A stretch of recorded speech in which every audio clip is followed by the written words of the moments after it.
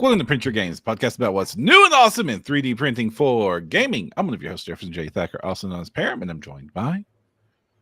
I'm Christen Sowards. Oh, sorry. Go ahead. I'm Jergo from 3D Printen.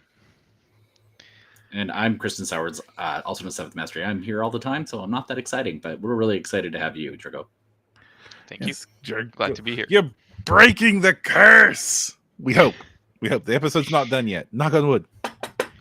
Hopefully. For those of you who do not know, we have been trying and have booked several times somebody who runs a 3D printing business as opposed to being just an artist. And Jergo here does that, right? Or is yes, this I been do. A trick? Are you secretly going to unveil your monthly Patreon with bespoke orcs? This is my great reveal. All right. Jergo, why don't you tell us a little bit, for people who aren't familiar, the 30-second sales pitch of what you do? Yeah, so I started doing 3D printing resin miniatures almost 4 years ago, I think now. Mm-hmm. I'm doing that on Etsy, and recently I started doing other I guess props or 3D printed items, such as mainly Pokeballs. Seem to be a great seller. I mean, I am also a fan of the Pokemon, so I can greatly appreciate 3D printing some cool Pokeballs. And you said that you were getting a 3D printing 4 years ago. When did you get into gaming? It was I've been gaming, not like super intense. I think maybe it started about 8 years ago. We played a little bit of D&D with a friend, and then he ended up he was the DM, and then he ended up moving away. Oh no. Yeah, and that was before all the online gaming stuff really took off with the pandemic and whatnot. So it was shelved. It was hard to find any DMs, which is still the case in general. But yeah, so I'm more of a casual gamer. And then I discovered 3D printing, and I was like, oh, I like cool looking figures. Who doesn't, So I should start selling those. I did. I was familiar with 3D printing from before that. And it was like beginning of COVID, 2019, like early 2019. And I was like injured from work. I was like, oh, like I don't want to keep getting, because it was my third time actually getting injured. I was a cabinet maker before, and I was like, all right, time to try something else. So it's like, let's do my own business, 3D printing, see where it goes. So you jumped right into it as a business right away? At first I was like doing, I had a Prusa Mark III at the time, and I was like, okay, let me try, doing a little bit of just like offering printing services just as like on the side, like on Marketplace, Facebook Marketplace, whatever. And boy, I would not go back to that. That was some of the people requesting stuff was quite crazy. I had a guy ask me if I can print him a certain sex toy for men. My. And I was like, you do not want to put... We are an all-ages podcast, so let's keep it as yes, that's why I didn't specifically say what it was. You don't want to put that there, like, trust me. So I was like, okay, let me try let me try minis. I was like, I think this is cool. It was still in the early stages. There weren't a lot of people doing it. So I'm like, okay, let's see how this goes. And honestly, like, yeah, sure, there's hard work, but I got really lucky with my timing, and that it took off for me, because now, like, so many people try to sell minis on Etsy, and also Etsy going downhill doesn't help in general, but that's a different story. And it's funny that you bring up Etsy, because when we look into people that are selling minis, or like getting the merchant license, doing the dance, selling the prints of the minis. Etsy seems to be like the place Yeah, to be. yeah. Like you mentioned Facebook Marketplace and all that jazz, but and I see a little bit on eBay, but why Etsy? Why has that become like the epicenter of everything? You know, I honestly I can't really say for sure. It Mhm. just feels like the easiest marketplace for this kind of stuff to be to like look for.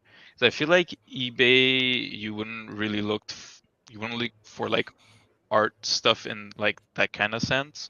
Mhm. And you know, like what else really is there that's that mainstream? You know, like you can't really do Amazon. Like the fees are gonna eat you alive. A lot of people already say that Etsy fees are like high, which I guess they are. But like if you reach a certain volume, it's pretty okay.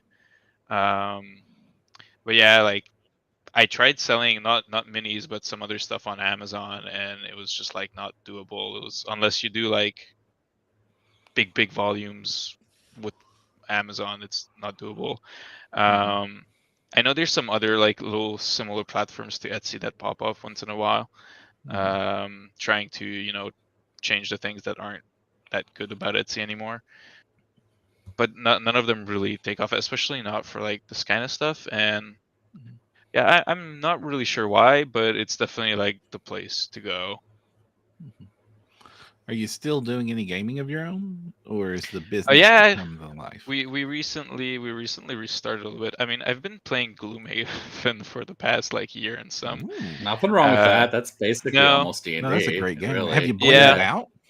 yeah, There's it's so good. much 3D printing stuff for Gloomhaven. Have you blinged your board out? Yeah, I got some terrains and whatnot. Yeah, Mhm. uh, yeah, and at least like that, our actually our DM moved back, so he's here again. Oh, nice. Yeah, so we're playing with him, and he can play too. So that way it's not a perfect game, but at least no one's stuck not playing. Mhm. And we played recently a D&D one shot, and he's looking at playing at DMing more D&D stuff. So hopefully Mhm. we have that to look forward in the future. And now I can print minis for it, so that's awesome. So, walk us through what is a day in the life of running a 3D print service. So for the aspect of so basically, I what I do is I have my orders online that come in through Etsy, and Mhm. I check what I ship out once a week. So I check what I have to do for the week. I look at my orders. Um, the way I work it is I offer like multiple sizes for a lot of the minis. So when I Mhm. support them, I save the STLs in the different sizes, so that way I can just like pop them in. You're doing your own supports. Well, um, have not had great success with pre-supports in the past, so at the bare minimum, I modify it. Like I take the existing. I work in Lychee only. I really don't like Chidu bucks. So the ones that are in Lychee, I take it and modify it. Mhm. And Patreons that offer only Chidu box supports, those I do myself because I just can't stand working in that program. So um, I don't like get all these minis every month and then right away support them. I support them when I need to, because there's always minis that just never sell, but I keep them up because they might not sell, but they could bring in a potential buyer for something else. Sure. Uh, so what I do is basically I look through my orders. Um, I first load up all of my files and slice them Mhm. for the minis that I already have supported, and then the ones that I don't, uh, later on in the week, I go back and I support those, and then I print those. Then usual resin cleaning and then curing the boring stuff. Then I gotta sort through. There's always failed prints. It's inevitable. I sort through, organize my orders. I'm like, okay, I need to reprint these because they failed. And thankfully, recently I've been able to hire someone to do my packing, so I don't have to do that anymore. Nice. Yeah, Congrats. That's a that's benchmark. yeah, it's freeing up some of my time and honestly sanity. I bet. So when you're doing these orders, you said resin, and I've also seen some stuff that looks like it maybe is FDM. What do you have like a split on that, or do you just mostly do resin now, or are you still doing a lot of FDM? Or Oh, so actually, well, at first I was doing resin only, Mhm, and then mhm. recently I started doing some terrain buildings and like Mhm. accessories. Those I do in FDM, so those are Right. pretty easy. You set them to the printer, uh, load your filament in, and they print. That's really not much of a hassle compared to compared to dealing with resin printers. See, and I'm exactly the opposite. I want Really? your mystery, sir, because I can fail an FDM print like a gazillion times, but resin I usually nail first shot. Oh, damn. I mean, for resin print, sometimes there's models through the years I've printed almost 100 times, and then like, hey, I decided to fail today for absolutely no reason on the same printer, same Mhm. setting, same resin, and just like, okay, Yeah. well, let's try again. Same supports. Yeah, Yeah, absolutely. yeah. Mhm. No, but I get it too. Sometimes you'll have the FDM random like I'll start to print and now it's not sticking to the bed for no reason, and just like, what are you doing? I Mhm. actually have a long print. I have the bamboo printers with the AMS, and I've Mm. had a print running for it's a 4.5 day print. Ooh. Oh It's my been running gosh. for 5 days, and there's 2 days left. Because every time I look away, it gives me a stupid error, and I'm like, oh. I look at it at night. I'm like, okay, it's printing. I'm gonna go to bed. In the morning, I come back and it stopped like right after I left. Okay, this is ridiculous. So there's no winning. Yeah. I was Yeah. like, Wow. so what is your percentage of failures? I mean, you're operating this at a professional level, so every Yeah, failure must hurt. a little bit. Yeah. So 10 to 15%, which does Whoa. sound kind of high. Mhm. But recently I switched to I don't want to say like cheaper resin, but more affordable resin, and Mhm. I find it just as good. I used to use Soraya Tech before, Mhm. and I was happy with it, and it worked well, but it was expensive at the scale that the amounts that I Sure. needed. Sure. And recently I switched to 3D materials, Mhm. and it's way more affordable, and I order from them directly. So I order Gotcha. like a bigger quantity. I can get a bulk discount, and Nice. so fails are a little bit less painful now. Oof. Okay. Yeah, but obviously, And like one small mini failure is not too bad material wise. Where like most of my large prints for large minis, they come out fine. And then sometimes you have like the little ones, it's like pennies in material, so that's not too bad. yeah, I mean, I wish it was like occasionally one or two mini fails, but usually for me, like when I have a failure, it takes up like half a plate. It's like Oh it's yeah, I know cascading what you mean. nonsense. Yeah, absolutely, Mhm. definitely. Like it's Yeah. never just the one. Then it topples over or knocks the next thing over. That's my biggest problem because I used to do FDM stuff where I'd settle like 6 jobs on one plate, Mhm. and Right. one of those things would get hit and Yeah. just knock into Mhm. all the rest of them. Yeah. Even if the other 5 were great, it would knock them all out. So now I Yeah. usually work very small batches or single pieces with FDM because I'm Right. just so Yeah. nervous. Yeah, no, I get that too. Like for example, just now I'm not even using one of my resin printers because I don't know why I changed the screen because it was dying, and then I changed the FEP along with it because might as well. Mhm. And now like more than half of the plate is failing, and I'm like, what? Why? Like, is the screen defective or something? And visually, it looks fine when you like do the screen test and whatnot. And it's just like I don't know. So I'm frustrated. I'm like, I'll look at this later. I don't feel like dealing Mhm. with it now. One printer down is not too bad. So I'm Mhm. like, okay. and I'm kind of lazy about like nobody likes doing the maintenance stuff, right? Because it's Yeah, kind yeah, of yeah. boring. There was a time when I was so lazy that I would just order.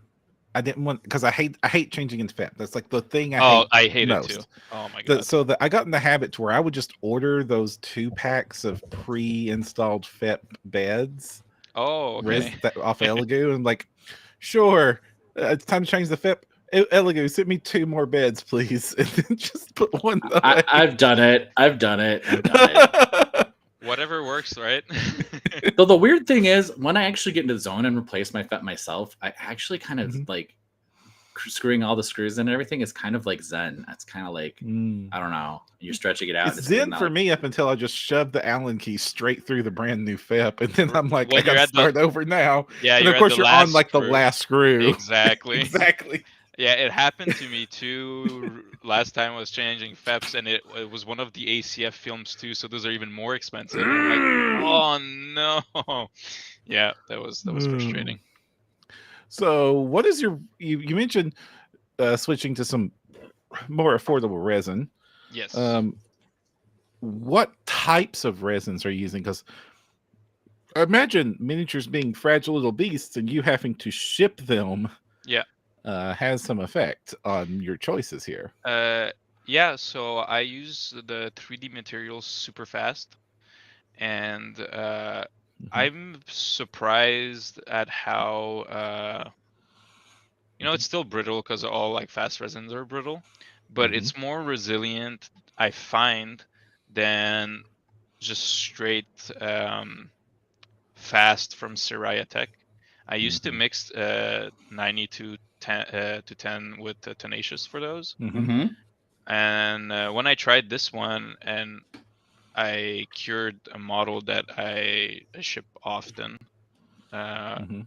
I found that it was, like I didn't feel the need that I need to add Tenacious to it.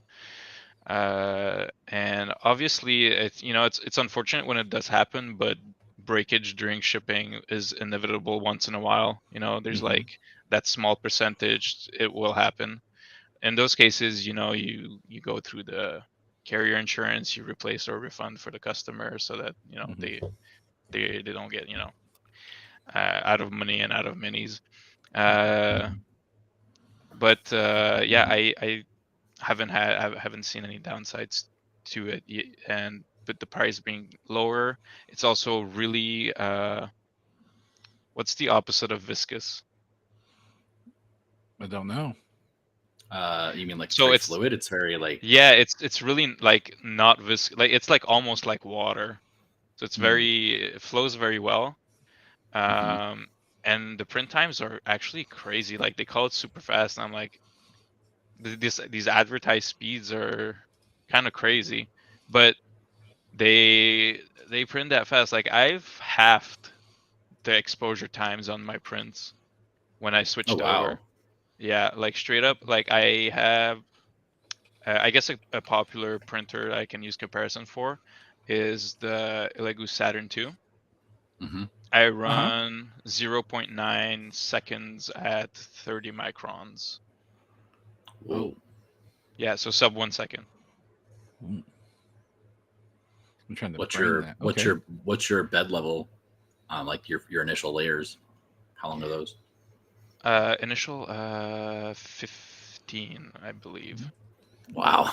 And you're also printing at 30 microns, so Yeah. fairly detailed prints too. Yeah. So Yeah. the small minis I do print at 30. Mhm. I did do tests and I found that going beneath 30 is diminishing returns. You're just really increasing the time, and I couldn't tell any difference between like 30 and 20 microns. And then for the bigger stuff, I stick to 50 because the details are big enough that you cannot tell the difference between 50 and 30. And that way I can also offer more reasonable prices on things like dragons and Tarrasques. Like I can imagine printing those at 30 microns. Mm. I mean, it'd be pretty. I find Yeah. that honestly I find that there is not much difference.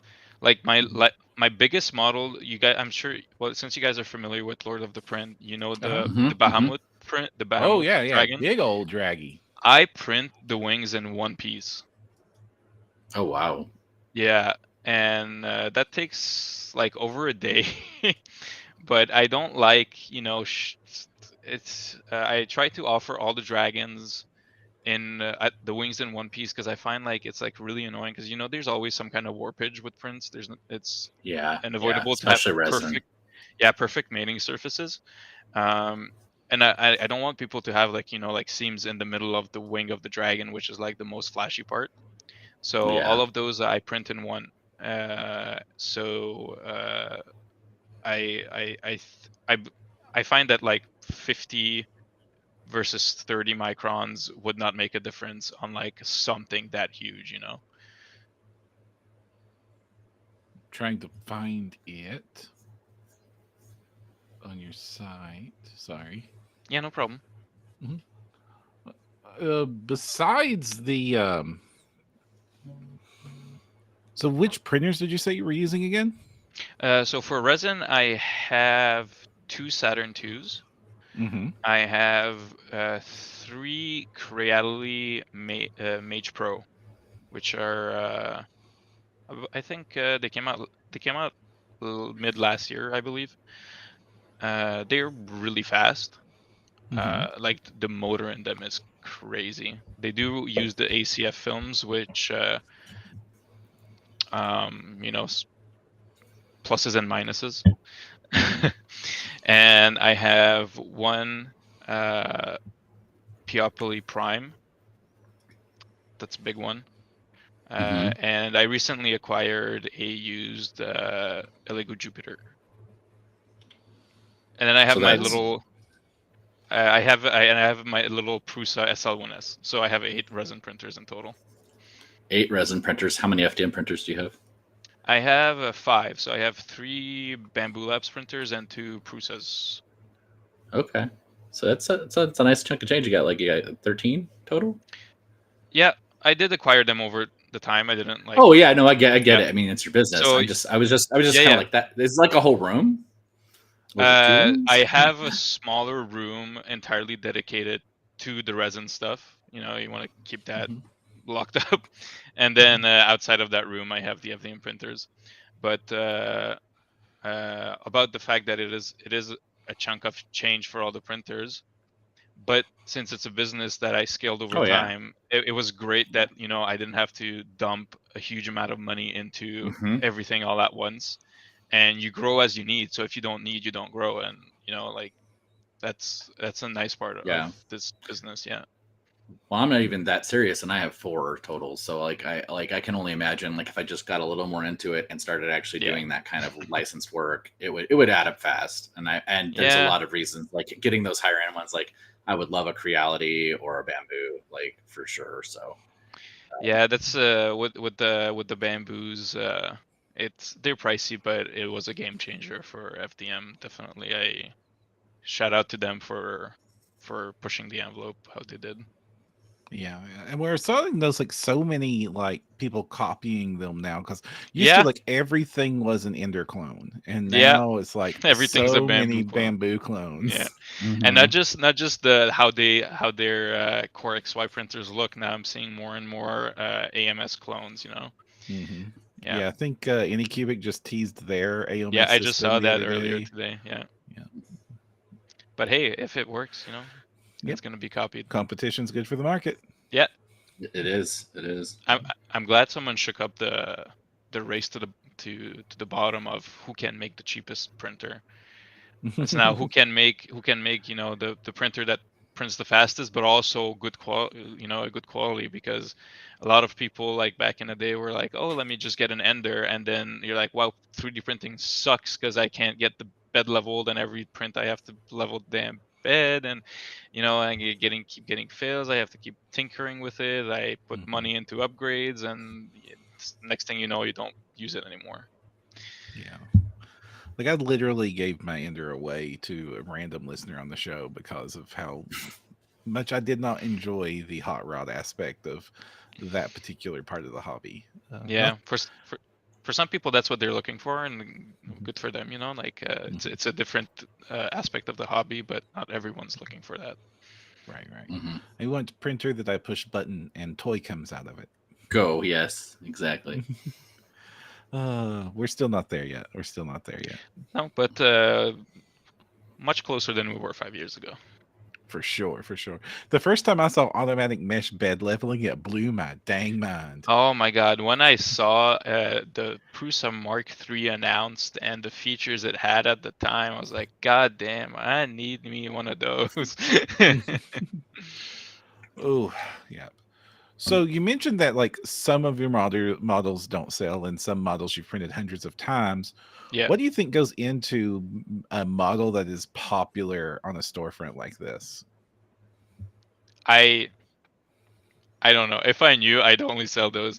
It's really it's really hard to say, and sometimes it's things that like pop up like I don't know where. Like sometimes I have like a model listed for a few months, and suddenly it just starts selling like crazy, and I don't know why.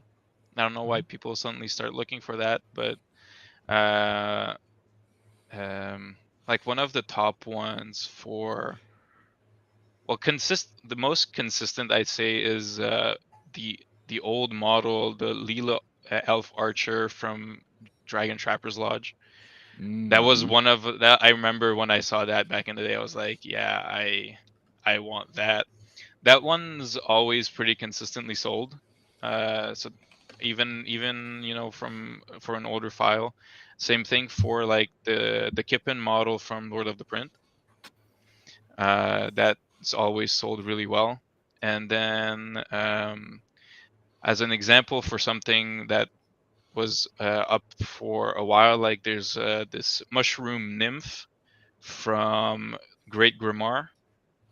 If you guys know Great Grimoire, that was Yes. it came out 2 years ago, and last year, after almost a year of being up, it started selling like crazy. I'm like, okay, well, here we go. Yeah. Yeah, it's So hard no to say that. really I can't forecasting it. I can't find any consistent, like I'm not good with all this like SEO stuff and like keywords and whatnot, so I can't really say much about that. But that's why I keep all of them up, because I never know when one might take off.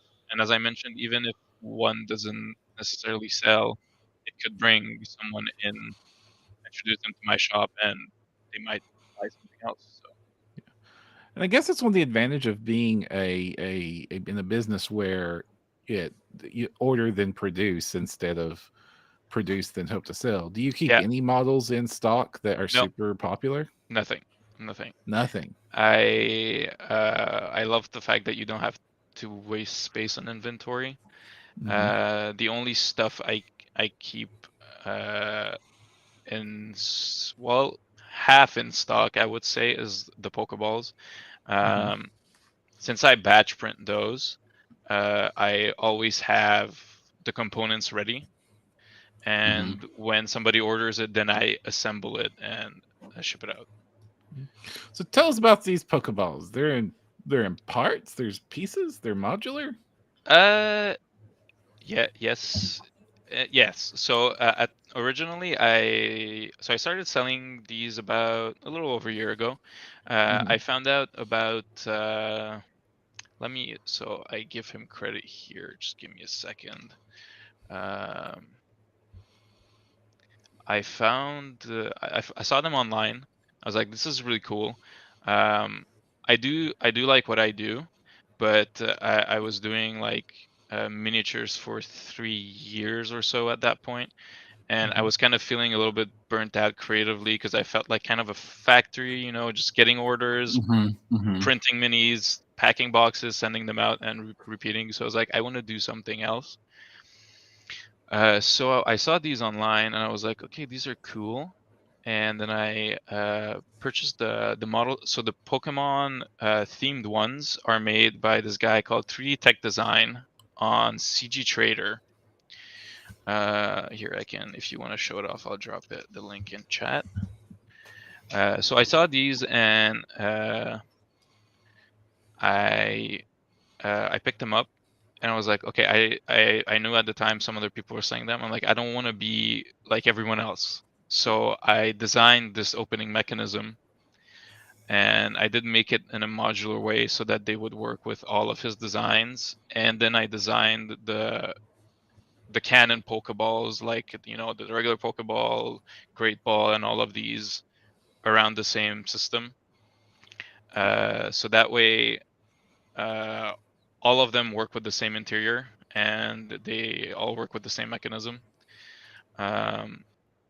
So for most of the Pokemon themed ones, those are his designs. There's a few in there that are my design. Like there's like the Lucario one, Bulbasaur, and such. Those are my designs, and all of the ones from the game or some of them from the anime. Those are my design as well.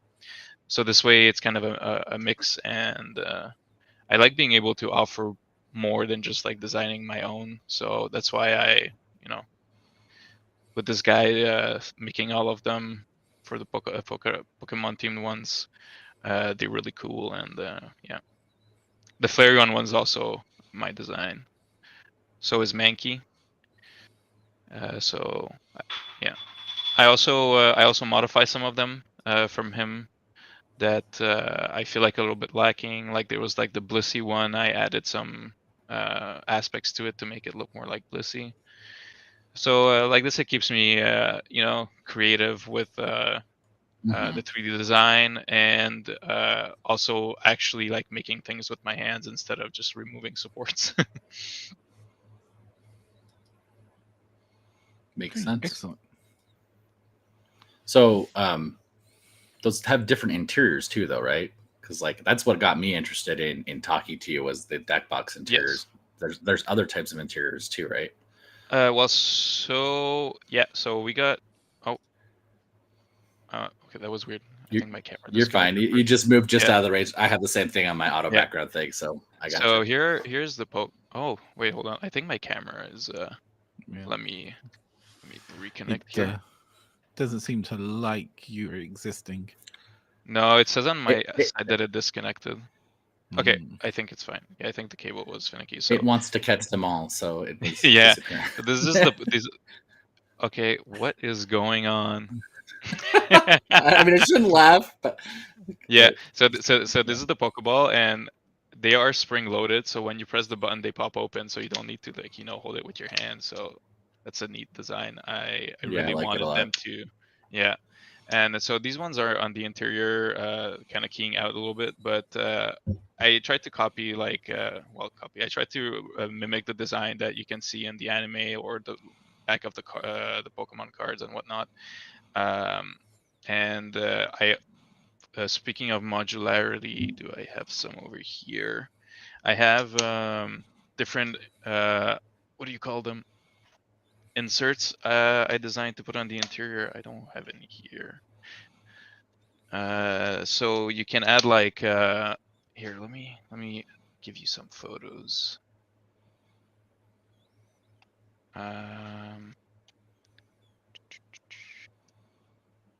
So yeah, for example, this one, I'll send the link here. So since it's all modular, these inserts go in all of them. And you know, there's always like, oh, you know, it's cool, but it's just a decoration. So I want it to be more than just a decoration. So I have like this ring box option, which is crazy popular. You'd be surprised how many I'm people not order this surprised at all the all. time. Actually, I'm not. I was surprised. I was like, let's do it, and I'm glad I did it because, you know, like people are really excited about it too. So it's not just what do you call it, like from a business move it's good, but like people do actually genuinely love it. So that's great to see. Yeah, And that's then really cool. I have like Switch game holder inside that you can put, or for your DS games. So, you know, you can carry your games around in a little compact Pokeball, and you know, you have them with you, protected. So that way they're functional too. So not just displays. That's really cool. Yeah, that was Yeah. what caught my eye about them, is the way they were just like so articulated and everything. And of course, I immediately set trying to figure out like if you could do the other thing, but as you've said, it would be very, very big. So Yeah, well, yeah, I'll show it off too. So this is a Pokeball for normal Pokemon deck for 60 cards, sleeved. So here, oh geez, this keying. So we got the deck box, and I have two little compartments I added on the side. We had some extra space you can put your tokens in and whatnot. One here, and they're lidded, so they don't fall out in the top when you're carrying it around. And I designed them in a way so they have a flat bottom, so you can put them on a table, and they don't roll away. But I do have these little stands that these all come with the Pokeballs, like you can see it in the video. I made these so that you can display them open. That's why it has a little arm in the back. And I was like, okay, well, if people want to display their deck boxes open too, I have a little bit bigger version of that too. So, but nice. yeah, with the flat bottom, you don't have to carry this around if you go, flex on your opponents at the local tournament or whatever with your cool deck box. So yeah, these are also spring loaded. This one was the first one, so the spring is a little bit weak on this one. But I have stronger springs on them otherwise, so they nicely snap open when you press the button. And yeah, I wanted to keep the spring functionality part of the big one too, because it's really fun. Let's be real. Sweet. Well, we've talked about does keeping track of all your orders. You say you only ship out once a week. Yes. And some of these things you probably have to print like multiple print beds worth. And if you're maximizing your prints, you're probably sometimes printing more than one order on a print bed. Yes. Yes. How in the world do you keep track of what goes with of all that? Yeah. I wish I had a good answer to that, but it's all in my head. I'm not good with like keeping lists and stuff. Even if I were to make a list and make a physical form of it, I wouldn't look at it. So no spreadsheet or no punch list or anything. No, I look at my list of orders in Etsy, and I know what I have printed and what I haven't. And by next week, last week's ones get wiped out, and the new ones take their place. So, yeah.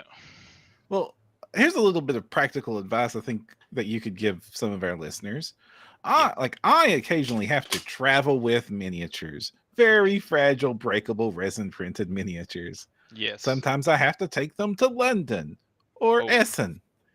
Yeah, that's a long way. Airport security and baggage handling are not gentle to my little minis. No. You ship things across the postal service where they like to drop kick packages. Oh, I've seen some crazy. How do you pack minis so they survive it? So one of the things I wanted to be part of the business from the beginning. Kind of sounds ironic because I print in resin and plastic, which are not necessarily eco-friendly materials, but I wanted to keep at least my packaging eco-friendly. Yeah. Most minis go out in a small box. Let me get you an example. Good question. I'm glad you asked this one. Yeah, this is a good one. So this is the average size box I use. This is like the smallest one that you can ship through the postal service, and we use crinkle paper. So it's crinkled craft paper, made from recycled paper. So one, it's recycled. Two, it's recyclable. I don't use any plastic for the shipping. Even the tape we use is paper tape, even though it's more expensive. I switched over to that about 2 years ago. I guess the only plastic is really the label, which has to be. Other than that, yeah, we also include a little card in the orders. Well, thank you for the order. also obviously paper. So everything, I try to keep everything paper. Funnily enough, uh, little fun fact. Paper, there's those paper tapes that have those strands in them, fiberglass strands. Even though that's paper tape, it's not recyclable because the fiberglass is not recyclable. So I don't understand why companies are like, hey, look, we're using paper tape, but it's not recyclable. Let's just use normal tape at that point. So we use paper tape with no strands in it, so it is everything is recyclable. Makes sense to me. Oh, and for bigger stuff, we use this really cool. What do you? I like how it looks like you're like disappearing into the ether and then I know stuff. It's funny So because here's I a- DM here's a sometimes with that and disappear when I'm doing it too. Yeah. It's like the haunted castle just eats me, and suddenly that's all. Yeah, it's it's left on just the a screen. bit of a mess behind me. It's also our packing station. So there's this paper that comes in rolls, and when you pull on it, it becomes they call it honeycomb packing paper. And when I found out about it, I'm like, oh, this is amazing because like it doesn't take up much space when you purchase it, so you don't have to pay crazy amounts to get it shipped to you. And it just comes in the roll, and then when you need it, you expand it, and it's kind of like a bubble wrap substitute. Obviously, it's not as good as bubble wrap. I mean, I'm not gonna, you need more of this to wrap your glass if you want to ship glass. But for our application, it's good enough, and again, recyclable. It's paper. It's cool. You mentioned resins not being very environmentally friendly. Yeah. What about the PLA? Because it was my understanding that PLA was made out of corn. Yeah, PLA is a bioplastic, so it's made out of, I guess, often corn, because if it's made in the U.S., the U.S. has a huge corn industry. But it can be made from other starches, I think from potatoes starch too and whatnot.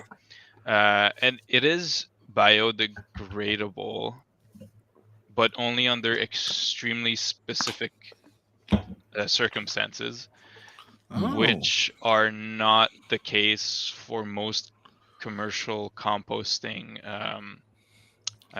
What do you call them?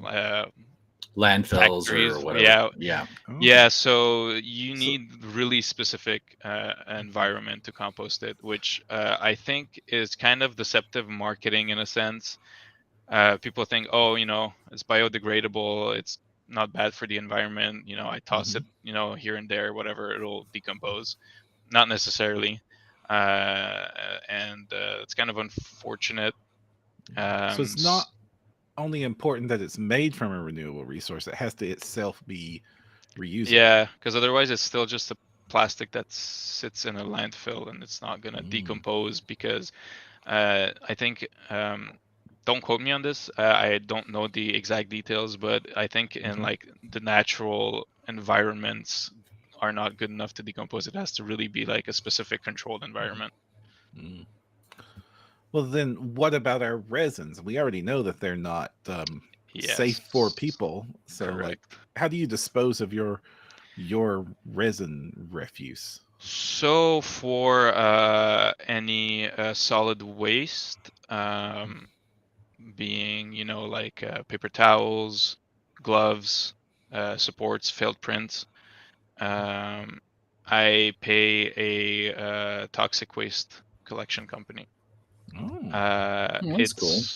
It's expensive, but I don't want to, I don't want to cut corners because it doesn't feel right, to dump it in the trash and polluting the environment with it. I'm trying to find ways to. You can't. Unfortunately, there's no way to reuse it. But I'm trying to find ways to minimize the amount and such. So like I'm trying to like cure all my resins and all my supports and stuff before putting it in the garbage, even though it goes out, and try to like compact it down, take up as little space as possible.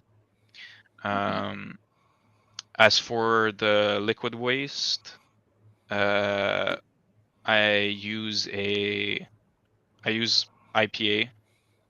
I know some people use other cleaning products, but here in Canada, it's kind of hard to find some of them. I think one of them is denatured alcohol that people use a lot, but in Yeah. Canada, it's almost impossible to find. I'm not sure if it's like a legal restriction or something. Really? Yeah, you can't just walk into a hardware store and buy denatured alcohol. Oh wow. Yeah. So I use isopropyl alcohol, 99%, and Right. I distill it. So I use a little distiller with the digital temperature setting on it, and do it outside. Don't do it indoors. Yeah, that's dangerous. Yeah. So I use that, and I'm able to recycle a decent amount, and whatever waste that is not IPA that's left in the distiller that I put in with the other toxic garbage to be picked up. Where you run this as a business, do you have like a lot of this waste that has to be disposed of compared to say a hobbyist? Yes. I mean, you said 15% fails. Do you go through a week? How many paper wow. towel a week? That was my joke when I got to a hobby. It's like minis are super cheap, but I'm gonna go broke in paper towels. Yeah, actually, it's not too bad. I think maybe one roll a week. Oh wow. Yeah, it's not too terrible. The amount of alcohol I go through, that's what's gonna break me. That's facts. I'm actually super curious now. Printer, cool to know. Shipping, cool to know. How do you wash and cure at an industrial level? Okay, so I do a pre-rinse in a little pickle jar. That's also filled with pickle jar. Yes. Yeah. Yes, that's what I say. I found out about it a long time ago, and I'm like, oh man, that's so cool. And I got one, and then it ended up breaking over time. No. And I'm like, I want the same pickle jar because the other ones don't look as cool. And then I found out they discontinued it. I'm like, no. And I hunted down the last two in my area, and I got them. So now I'm treasuring these pickle jars. So I pre-rinse in the pickle jar. I pre-rinse in the pickle jar. And then I have two cleaners. I have one that does the spinning thing. That's the machine is is a Prusa CW1 that I got along with my Prusa SL1. So that one I use mostly for cleaning the smaller minis and things that are not hollowed out, because since it's just agitation, it doesn't really get the inside. And then separate from that, I have a ultrasonic cleaner. It's not huge, but it's pretty big, and that I fill with water and in a plastic container, a pretty big plastic container. The alcohol is in that. So I don't put the alcohol directly in the cleaner. I've heard that it can ignite. So boom, boom, boom. It's also not. They're also not like airtight, the lids, so it also evaporates. So water and then plastic container with the alcohol, and that's where my bigger stuff goes into, and the hollow ones clean it all out good. Then I let them dry, and I cure smaller stuff in the same machine, the CW1. And then I have a makeshift little cabinet for the bigger things. I purchased an older, well, not older. A few years ago, I purchased a bigger curing machine, and it didn't really cure much. It was from a bigger brand, but I won't drop names. So I repurposed the turntable from that. I put it in a metal cabinet, and I have a huge panel, a LED panel from my Peopoly printer. I upgraded it to like a newer version a few years ago, and I had the LED panel left over. So then I cut a hole out and I stuck it to the side. So that thing is pretty powerful, and with the other turntable on the inside, that's how I cure my bigger models. Very cool. Yeah, I try to reuse what stuff I collect from printers and whatnot. you end up with a collection of stuff over time when, you know. So we often talk like there's like 3-ish camps of people that are interested in gaming 3D printing. There is the RPG players, the D&D players, the other RPG players. They need their cool minis. There are the war gamers who need their cool armies. And then there is, well, likes cool accessories crowd. Sure. That would apply for your Pokeballs and your dice towers and stuff like that. What about the Would you also throw the paint? cosplayers in there? I'm just curious. Well, they're not gamers, but the cosplayers definitely love the printers. There's game adjacent cosplayers. Sorry, I didn't mean to cut you off. Here you go. So. No, that's all right. Actually, I printed a big prop on my last convention I went to, and so I dabble a little bit in cosplay, I guess you would say, like that. What was it? You guys watch any anime? Oh yeah. Yes. Kill la Kill? Oh yes. Yes. I had the scissor. Ah, full very size. Nice. Full size, both scissors, and it actually moves. It was super cool. That is nice. Sweet. Yeah, that was fun. And how long did it take to print that full size? A little over 2 days. Oh, that's not bad at all. It's the same guy actually. The guy on that I sent the link for on CG Trader. He also made that model. He's got a ton of stuff. I was looking at. Oh yeah, he really does. He goes crazy on modeling, and he had a really good model. So I'm like, I might as well use this. And he already had like the holes in the models to put the reinforcement steel rods in it, and I was like, this is great. So once I had it printed, it took over a little over a day for each part, and I also printed it, like 4 walls and pretty heavy infill, and then had to assemble, which was kind of a pain in the butt, I'm not gonna lie. Had to use the right kind of glue that sticks to metal and plastic. You can't just use anything, and super glue is not enough. So, right. But yeah, that one was really fun. Honestly, I'm not gonna lie. I was like, I kind of hope it doesn't sell. I want one myself. But yeah. So about the people you're saying, there's the I guess more fantasy guys and then the sci-fi guys. But I also have a lot of people that just buy for painting, paint and display, not necessarily play with it. That's why I offer larger options for the minis. I offer the 75mm version, which I don't think anyone plays in that size. That would be kind of crazy, but they look really nice displayed. So that's